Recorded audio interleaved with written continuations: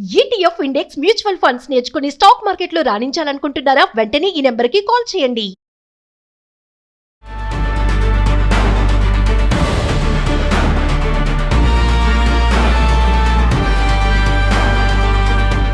నమస్తే, welcome to Suman TV. Present మనతో పాటు సీనియర్ ఐపీఎస్ ఆఫీసర్ రెడ్డన్న గారు.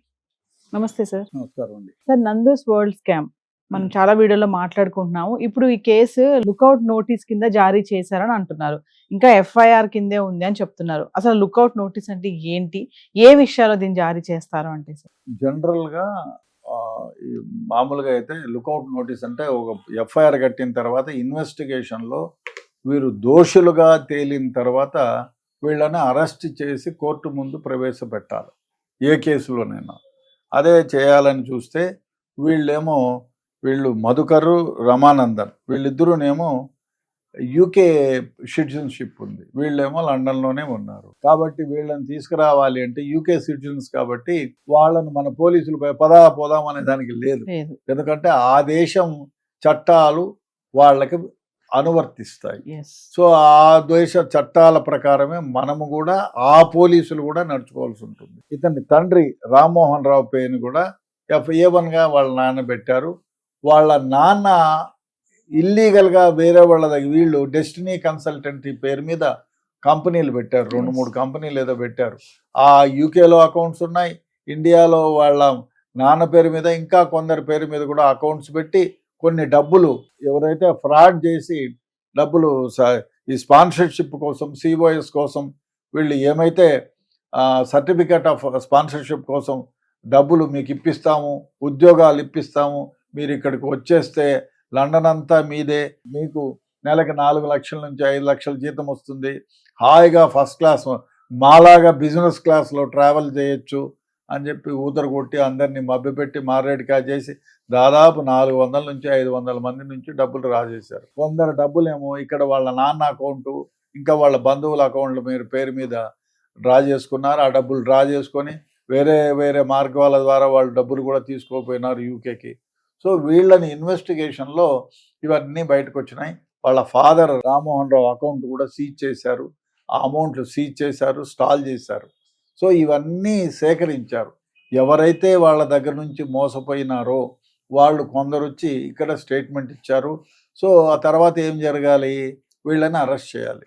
సో అరెస్ట్ చేయలేరుగా, ఇక్కడ లేరు కాబట్టి వీళ్ళు లండన్ నుంచి తీసుకురావాలి. కాబట్టి వీళ్ళు ఏం చేస్తారంటే జనరల్గా ఈ మధుకరు, రమానందన్ పేరు మీద వాళ్ళు ఒక లుకౌట్ నోటీస్ ఇస్తారు.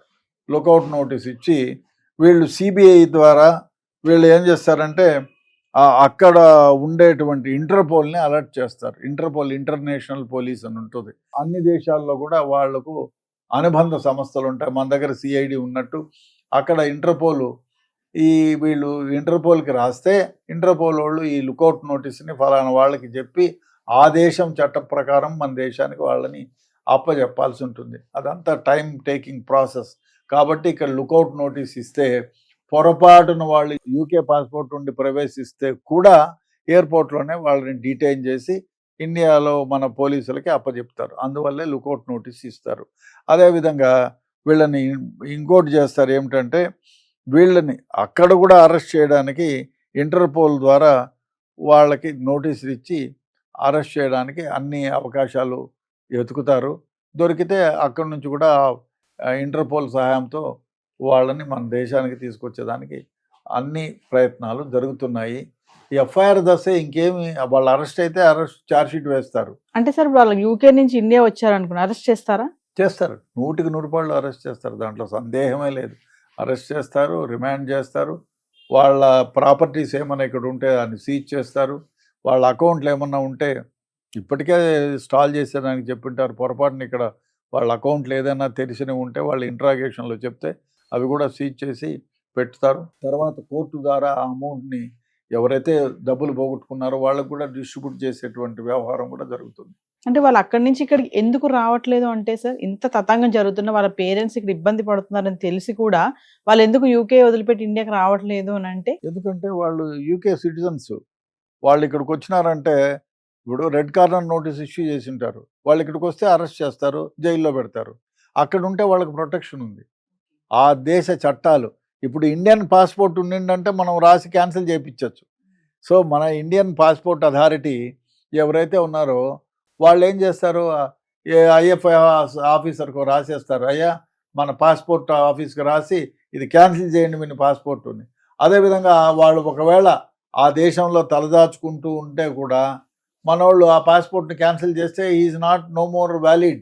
వితౌట్ పాస్పోర్ట్ వాళ్ళు ఏం చేస్తారు, వాడిని అరెస్ట్ చేసి డిపోర్ట్ చేస్తారు ఇండియాకి. సో అది వాళ్ళు చేయలేరు ఇవాళ, ఎందుకంటే వాళ్ళది passport UK passport, they are the citizens of UK. కాబట్టి ఆ దేశ చట్టాల ప్రకారం మనం నడవడుచుకోవాల్సి ఉంటుంది.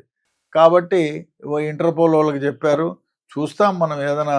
ఇంటర్పోల్ని అలర్ట్ చేశారు, రెడ్ కార్నర్ నోటీస్ ఇచ్చారు, అదేవిధంగా లుక్అవుట్ నోటీస్ ఇచ్చారు. చూద్దాం, వాళ్ళని ఇండియాకు ప్రవేశిస్తే ఎయిర్పోర్ట్లోనే అరెస్ట్ చేస్తారు వాళ్ళు. అంటే అక్కడ గవర్నమెంట్ వాళ్ళకి సపోర్ట్ గానే ఉందా, అంటే ఇంకా వాళ్ళకి ఏం లేదు, చేశారు వాళ్ళ ఏంటి? చట్టాల ప్రకారం సపోర్ట్ ఏమి లేదు. అదే, వాళ్ళకి ఇంకా ఏం తెలియదు.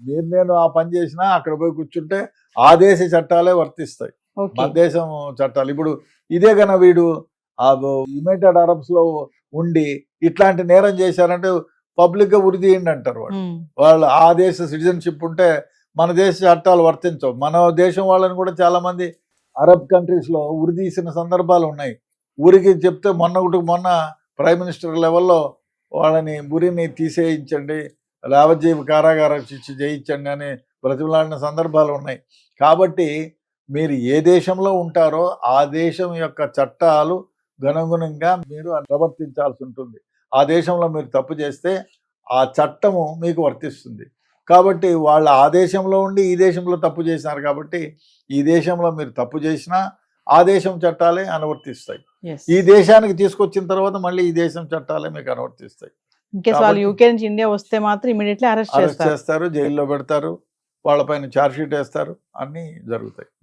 Thank you.